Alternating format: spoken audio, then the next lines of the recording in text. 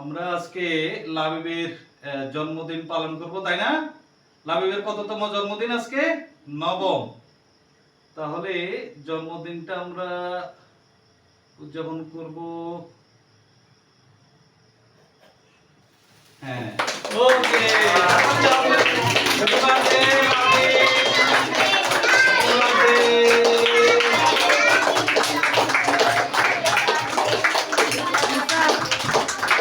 হ্যাঁ, সুন্দর সুন্দর সুন্দর।